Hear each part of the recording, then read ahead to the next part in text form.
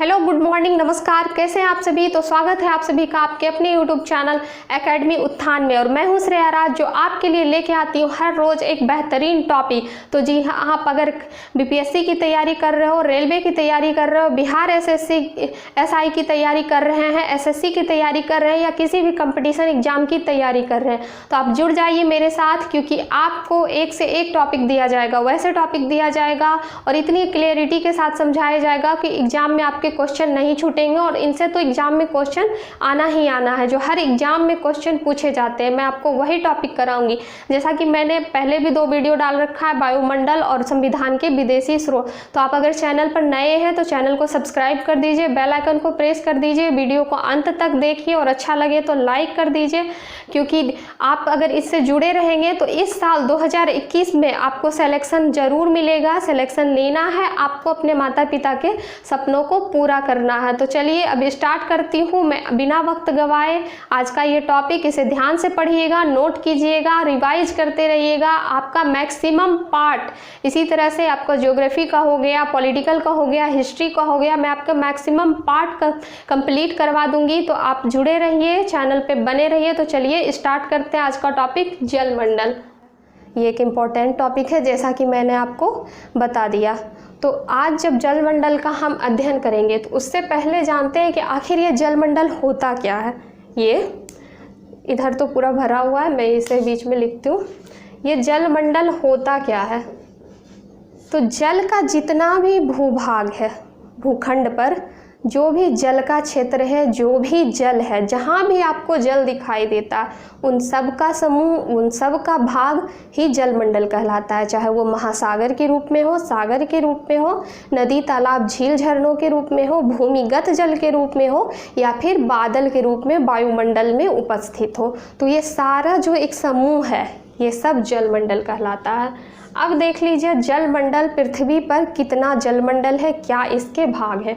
तो सबसे पहले हम देखते हैं पृथ्वी मान लीजिए, पृथ्वी पर 71% जल है, 71% जल है और 29% स्थल है।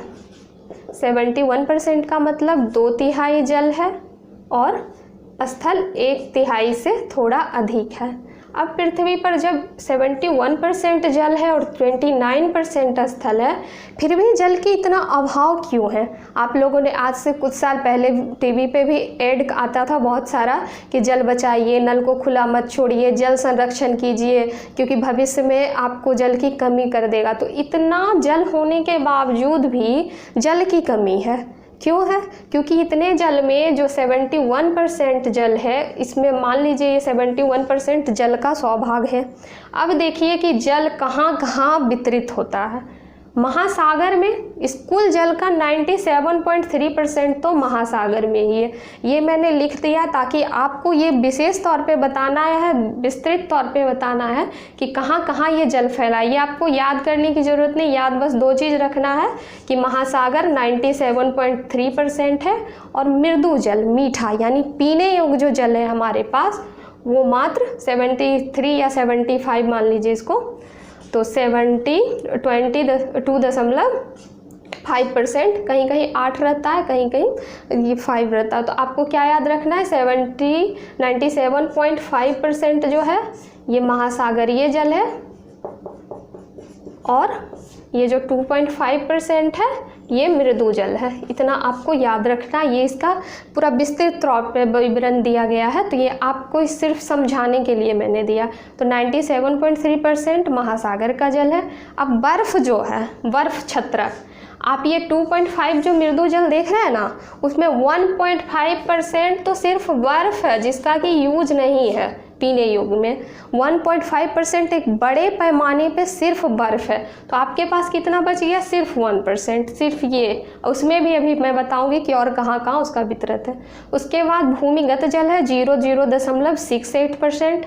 झील, वैसा झील जो कि आलवन है, जो मीठा है, तो वो है 0.009%। उसके बाद स्थलीय समुद्र एवं नमकीन झीलें, जो कि स्थल पर समुद्र है और जहाँ की नमकीन झील है, वो है 0.009%। और वायुमंडल में जो वाष्प के रूप में जल है वो है 0.0019%। और नदियों में जो जल बचा है, आसपास की जो भी नदियाँ हैं, वो 0.0001% है। यानी कि इसको अगर आप जोड़िएगा तो सब मिला के 100% जल का वितरण ऐसे होता है। इतने बड़े क्षेत्र में 100% जल का वितरण होता है। और अगर मोटा मोटी देखिएगा तो 97.5% महासागर है और 2.5% पीने योग्य जल है, जिसमें कि 1.5% बर्फ है। एक क्षेत्र हो गया 1.5% बर्फ है, यानी कि इसका यूज हम पीने के रूप में नहीं करते हैं। अब दूसरा जो इसका भाग है, दूसरे में यह है कि भूमिगत जल है, यानी कि हमारी पृथ्वी के नीचे जो जल है तो उसका भी यूज हम पीने के रूप में नहीं करते हैं। तो अब क्या करते हैं, पीने के रूप में कितना यूज करते हैं, तो अन्य जो स्रोत है जैसे तालाब हो गया, नदी हो गया, झील हो गया, जो मीठा झील है, तो ये सब पीने के रूप में यूज करते हैं। यही वजह है कि इतना जल होने के बाद, 71% जल होने के बावजूद भी हमारी पृथ्वी पर पीने योग्य जल का अभाव है। जैसा कि आप लोग जानते हैं कि 22 मार्च को जल दिवस मनाया जाता है। 22 मार्च को जल दिवस मनाया जाता है। ये जल दिवस जल के संरक्षण को बयां करने के लिए, जल का किस प्रकार संरक्षण किया जाना चाहिए, जल की क्या उपयोगिता है, जल की क्या प्रतिशतता है, अगर ये समाप्त हो जाएगा तो फिर क्या होगा, ये सब बताने के लिए, लोगों को जागरूक करने के लिए ही 22 मार्च को जल दिवस मनाया जाता है।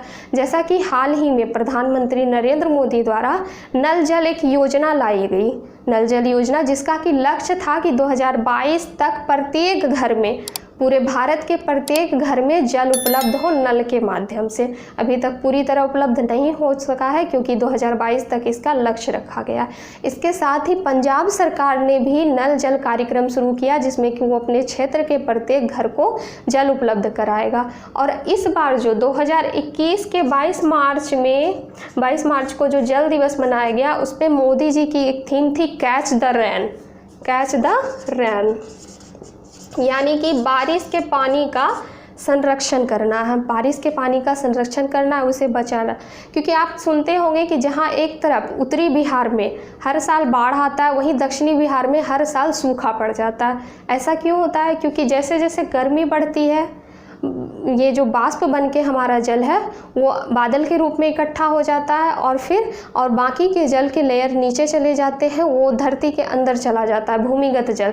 तभी तो ऐसा होता है कि गर्मी के मौसम में ये जिसे हैंडपंप कहते हैं, हैंडपंप हो गया, कुआं हो गया, यहाँ तक कि कहीं कहीं पे मोटर भी चलना बंद हो जाता है। यही वजह है। तो ये सब जो करंट के कुछ बात थे कि कैच द रेन किसने चलाया, प्रधानमंत्री ने कब चलाया, 2021 में जल दिवस के अवसर पर, ये सब भी आपके एग्जाम में पूछे जाएंगे। नल जल कार्यक्रम, ये कुछ लेटेस्ट बातें हो गई जो आपको समझाने के लिए मैंने बताया। तो यहाँ तो हो गया जल के बारे में, जल का वितरण के बारे में। अब है कि ये जो एक बड़ा पार्ट महासागर का है, इसके बारे में हम अध्ययन करेंगे एक एक करके। महासागर क्या है वो, क्योंकि क्वेश्चन आते हैं कि किस महादेश के किनारे कौन सा महासागर है, उसकी विशेषता क्या है। तो सबसे पहले हम तो जल के बारे में जानेंगे। जल का pH मान 7 होता है। जल का जो pH मान होता है वो 7 होता है। क्यों? क्योंकि हम जानते हैं कि उदासीन चीज़ों का pH मान 7 होता है। उदासीन का pH मान 7 होता है। आप अगर बारिश के पानी को डायरेक्ट जो आकाश से गिर रहा उसको अगर छान कर पिएंगे तो आपको ये पानी ये बिना स्वाद का लगेगा, यानी कि पानी में कोई स्वाद नहीं होता है। इसीलिए इसका pH मान 7 है। उदासीन चीज़ों में कोई भी स्वाद नहीं होता है। तो अगर आपके एग्जाम में क्वेश्चन आए कि जल का pH मान कितना होता है तो ये 7 होता है। अब चलिए हम अध्ययन करते हैं इन महासागरों का। तो हमारी पृथ्वी पर 4 प्रकार के महासागर हैं। मैं मैप के द्वारा इसीलिए लेके आई हूँ ताकि आपको चीज़ें समझ में आए और आपको एक हैबिट रहे कि हाँ मैप के द्वारा ऐसे ऐसे अध्ययन किया जाता है, ये आपको आगे भी बहुत काम देगी। तो हमारी पृथ्वी पर 4 प्रकार के महासागर हैं। प्रशांत महासागर, ये सबसे बड़ा महासागर है। दूसरा है अटलांटिक महासागर, ये दूसरा सबसे बड़ा महासागर है। तीसरा है हिंद महासागर, ये भारत के नीचे जो स्थित दिख रहा है आपको, ये हिंद महासागर तीसरा सबसे बड़ा महासागर है। और ये एक आर्कटिक महासागर, ये चौथा सबसे बड़ा महासागर है। यहाँ आपको अंटार्कटिका दिख रहा होगा, शायद उतना क्लीन नहीं दिख रहा होगा। अंटार्कटिका दिख रहा होगा। ये अंटार्कटिका को कहीं कहीं महादेश तो कहीं कहीं महासागर के रूप में माना जाता है। ऐसा क्यों? क्योंकि इस अंटार्कटिका में 98% बर्फ है। 98% इसमें सिर्फ बर्फ ही है, यहाँ जीवन संभव नहीं है। 98% बर्फ होने की वजह से बर्फ को भी पानी के रूप में मानते हैं, तो इसीलिए इसे महासागर ही कहना अच्छा होगा, इसे महादेश नहीं कहा जा सकता। अब देखिए, ये जो आपको लाइन दिख रहा है, ये जो आपको रेखा दिख रहा है, ये विषुवत रेखा है। विषुवत रेखा है ये। विषुवत रेखा से नीचे का जो पार्ट है इसे कहते हैं दक्षिणी गोलार्ध। विषुवत रेखा से नीचे का पार्ट को दक्षिणी गोलार्ध कहते हैं। और ये दक्षिणी गोलार्ध में 80% जल है और मात्र 20% स्थल है, यानी कि भूखंड कम है, जल अधिक है। यही कारण है कि दक्षिणी गोलार्ध में जीवन को कहा जाता है कि उतना देश नहीं है, जीवन संभव ज़्यादा नहीं है, कम देश है। जैसे कि अपना भारत ले लिया, अमेरिका ले लिया, अमेरिका का पार्ट हो गया, और अफ्रीका का ज़्यादातर पार्ट सब उत्तरी गोलार्ध में स्थित है। उत्तरी गोलार्ध में क्यों स्थित है? कि उत्तरी गोलार्ध में जो है वहाँ पर 60% जल है और 40% स्थल है, यानी कि जल है परंतु स्थल भी अधिक है, यानी कि यहाँ पे जीवन संभव है। अब देखते हैं महासागर के बारे में और उसके गुण के बारे में। तो सबसे बड़ा महासागर प्रशांत महासागर है, हम इसी को देखते हैं। प्रशांत महासागर, इसको मिटा दूं। अच्छा, प्रशांत महासागर विश्व का सबसे बड़ा महासागर है। इसका कुल क्षेत्रफल है 16.5 crore kilometre. 16.5 crore kilometre square है इसका क्षेत्रफल। सोच लीजिए कितना बड़ा क्षेत्र में ये फैला हुआ है। और इस प्रशांत महासागर में सबसे अधिक द्वीप है। महाद्वीप जो होते हैं वो सबसे अधिक है। और इसी प्रशांत महासागर में एक मैरियाना क्या है, गर्त है। गर्त समझते हैं आप लोग? जो सबसे निचला पॉइंट, जैसे कि आपके पृथ्वी पर का सबसे ऊपर का पीक पूछा जाए तो आप कहेंगे माउंट एवरेस्ट, तो उसी तरह से धरती के नीचे का सबसे निचला हिस्सा क्या है, तो उसे गर्त कहते हैं। तो ये जो मैरियाना गर्त एग्जाम में पूछा जाता है, इसका कुल क्षेत्रफल 11,022 मीटर, कुल ये नीचे लंबाई इसकी जितनी है 11,022। देखिए याद करना कितना आसान है, 11 है, यहाँ 0 दे के 22 दे दिया गया। ये क्वेश्चन में पूछा जाता है कि सबसे निचले गर्त की लंबाई कितनी है, तो 11,022 मीटर। यूपीएससी के एग्जाम में भी एक क्वेश्चन आया था कि सबसे नीचे और सबसे ऊपर के बीच की दूरी कितनी है, तो यहाँ से लगभग 11 किलोमीटर ये हो गया, और वहाँ 8,850 लगभग जो माउंट एवरेस्ट की ऊंचाई है, मतलब लगभग 9 किलोमीटर। तो दोनों को ऐड करेंगे तो लगभग 20 किलोमीटर तक इन दोनों के बीच की दूरी है, सबसे ऊपर का पीक और सबसे नीचे का पीक। तो इसमें इतना क्वेश्चन पूछेगा कि प्रशांत महासागर की कितना क्षेत्रफल है, द्वीप है इसमें कौन सा, मैरियाना का। और जैसा कि आप जानते हैं कि पृथ्वी गोल है, तो जब हम इसको इधर से लेंगे और उसको उधर से लेंगे तो दोनों बीच में आके जुट जाएगा। यानी कि प्रशांत महासागर के आसपास का जो देश है एशिया है, नीचे यहाँ ऑस्ट्रेलिया दिख रहा होगा, इधर अफ्रीका है और इधर अमेरिका भी है। प्रशांत महासागर से सटे ये कुछ महादेश हैं। अब देखिए प्रशांत महासागर के बारे में इतना तो जान गया। उसके बाद देखिए जो ऑस्ट्रेलिया है, एक क्वेश्चन आता है, ये ऑस्ट्रेलिया के जो इस साइड में है इसे प्रवाल भित्ति कहते हैं। प्रवाल भित्ति, ग्रेट बैरियर रीफ कहते हैं इसे, प्रवाल भित्ति। अब ये प्रवाल भित्ति क्या होता है? जब कैल्शियम युक्त जीव मरते हैं, यानी वो जब भी मरते हैं तो समूह में मरना शुरू होते हैं, तो कभी कभी या तो वो जल के अंदर रहते हैं या कभी कभी जल के बाहर हो जाते हैं, और वही कैल्शियम जम के एक भित्ति का निर्माण करता है जिसे प्रवाल भित्ति कहते हैं। तो आपसे पूछेगा कि विश्व का सबसे बड़ा ग्रेट बैरियर रीफ, सबसे बड़ा प्रवाल भित्ति कहाँ है, तो ऑस्ट्रेलिया में है जिसका नाम ग्रेट बैरियर रीफ है। और भारत में लक्षद्वीप इस ग्रेट बैरियर रीफ का यानी प्रवाल भित्ति का ही उदाहरण है। तो ये क्वेश्चन आपको ध्यान में रखना है, ये पूछेगा। तो ये तो हो गया प्रशांत महासागर के बारे में। अब चलते हैं दूसरा सबसे बड़ा महासागर जो है अटलांटिक महासागर। ये अटलांटिक महासागर दूसरा सबसे बड़ा महासागर है और इसका क्षेत्रफल यहाँ मिटाना पड़ जाएगा। इसका जो क्षेत्रफल है ये अटलांटिक महासागर का ये है 8.3 करोड़ किलोमीटर स्क्वायर। अब देखिए कैसे याद कीजिएगा, वहाँ था 16.5 किलोमीटर, यानी प्रशांत महासागर की जो क्षेत्रफल 16.5, 16 का आधा कीजिए लगभग 8 और 6 का आधा 3 होता है, तो लगभग इतना किलोमीटर। अब इसकी दूसरी विशेषता यह है कि ये यहाँ भी फैला है नॉर्थ अमेरिका के पास, इधर साउथ अमेरिका के पास, तो ये एक प्रकार से एस की आकृति बना रहा। एक क्वेश्चन आता है कि कौन सा ऐसा महासागर है जो कि एस की आकृति बनाता है, तो ये एस आकृति वाला महासागर आपका अटलांटिक महासागर ही, अटलांटिक महासागर ही है। और अटलांटिक महासागर में कटक पाया जाता है। कटक एक इस तरह से पहाड़ी भूखंड होता है जो महासागर के अंदर पाया जाता है। तो अगर आपसे पूछे कि इसमें से कटक का संबंध किस महासागर से है, तो आप डायरेक्ट अटलांटिक महासागर को चूज करेंगे। और इसी अटलांटिक महासागर के ऊपर यहाँ देखिए मैक्सिको की खाड़ी भी अटलांटिक महासागर से ही जुड़ा है। मैक्सिको की खाड़ी नॉर्थ अमेरिका में है। और यहाँ देखिए ग्रीनलैंड आपको दिख रहा है, ग्रीनलैंड ये अटलांटिक महासागर के पास ही स्थित है। और ग्रीनलैंड विश्व का सबसे बड़ा द्वीप है। ग्रीनलैंड द्वीप विश्व का सबसे बड़ा द्वीप है ग्रीनलैंड। इसे सबसे बड़ा पठार भी कहते हैं, विश्व का सबसे बड़ा पठार भी कहते हैं, पठारी द्वीप। ये ग्रीनलैंड हो गया। तो ये तो अटलांटिक महासागर के बारे में आएगा ऐसा आकृति, तो आप अटलांटिक लगाएंगे, इसका क्षेत्रफल, और उसके बाद कटक कहाँ स्थित है। और इसमें सारगेसो घास की आकृति का एक महासागर है। सारगेसो बड़ा फेमस है, आप लोग आगे भी पढ़ेंगे तो जानेंगे। सारगेसो घास की आकृति का एक महासागर है, जो कि इसी सागर है जो कि अटलांटिक महासागर से ही जुड़ा है, अटलांटिक महासागर में ही स्थित है। तो अगर आपसे क्वेश्चन आए कि सारगेसो सागर जो है किस महाद्वीप में है, तो ये अटलांटिक महासागर में है। चलिए अब तीसरे महाद्वीप के पास चलते हैं, तीसरे महासागर के पास। तो ये है हिंद महासागर, तीसरा सबसे बड़ा महासागर।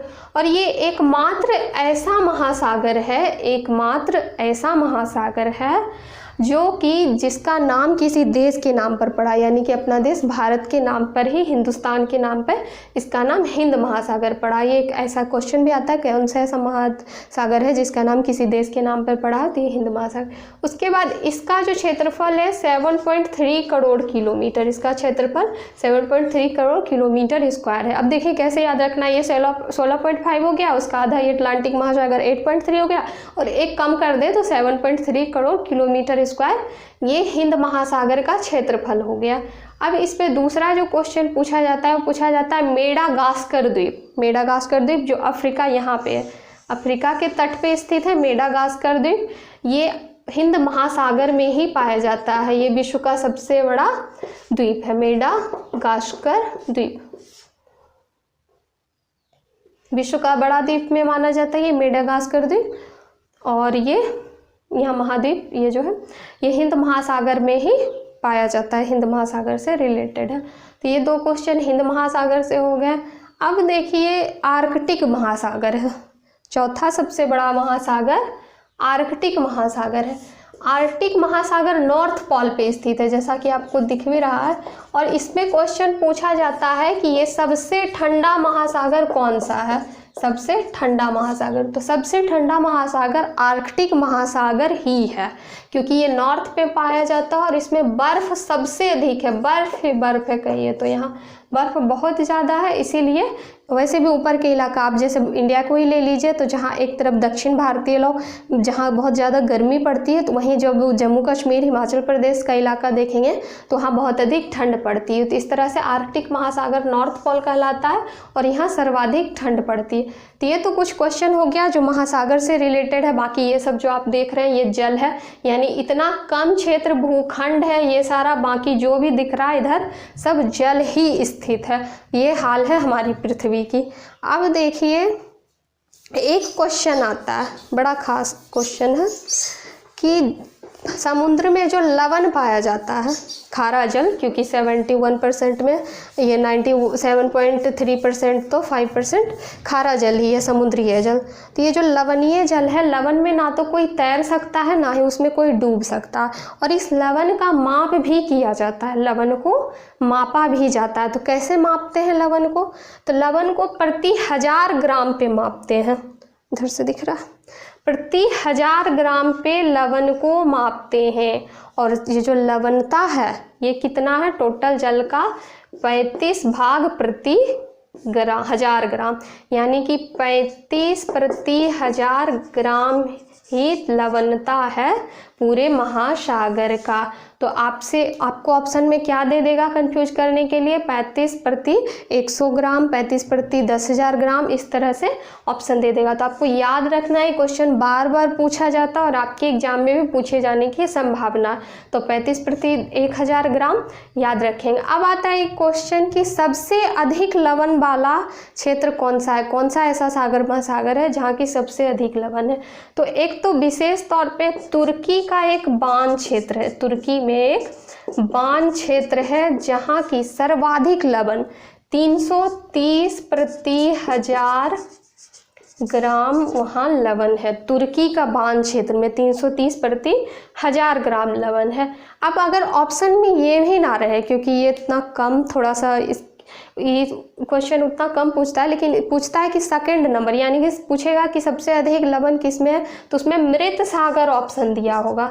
मृत सागर यहाँ लिखते हैं, मृत सागर अगर ऑप्शन दिया है आपको, मृत सागर आंख बंद करके मारना अगर बान क्षेत्र नहीं दिया रहे तो। इसमें 238 पर 1000 ग्राम लवण की मात्रा है। तो ये लवण का प्रतिशत, लवण का भाग पूछता है, आपको याद रखना है। टोटल में 35 प्रति 1000 ग्राम। और सबसे अधिक अगर पूछे बान सागर, तुर्की में बान सागर, तो बान के सागर के बारे में, अगर नहीं पूछे मृत सागर दिया रहे तो मृत सागर के बारे में जानना है। तो ये तो हो गया, आपने आज पढ़ा कि जल का प्रतिशतता क्या है, कितने क्षेत्र पे फैला है, दक्षिणी गोलार्ध उत्तरी गोलार्ध की क्या स्थिति है, कौन कौन सा महासागर किस किस के निकट स्थित है। जैसे ये ले लिया अटलांटिक, तो वो north America, south America, Arctic महासागर यूरोप के नज़दीक स्थित है, यूरोप है एशिया और यूरोप के नज़दीक।